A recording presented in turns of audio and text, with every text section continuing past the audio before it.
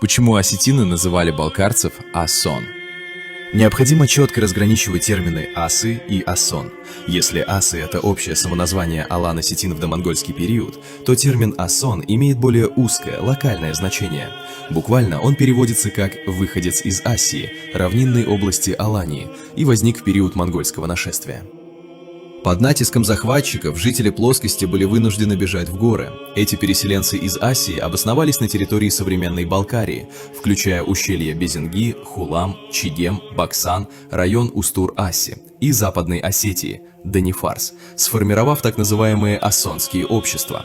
Между этими регионами происходила постоянная внутренняя миграция. Этнический и социальный состав этих обществ был неоднородным.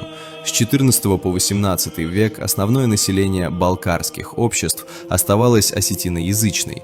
Процесс перехода на кыпчакский язык шел крайне медленно и окончательно завершился лишь к концу XVIII – началу XIX века. Аристократическое сословие таубиев, горских князей, имело иное происхождение. Они были выходцами из Золотой Орды. Таким образом, асон – это историческое обозначение аланских беженцев с плоскости, которые на протяжении нескольких столетий сохраняли осетинский язык в горах современной Балкарии, прежде чем ассимилироваться в тюркоязычной среде.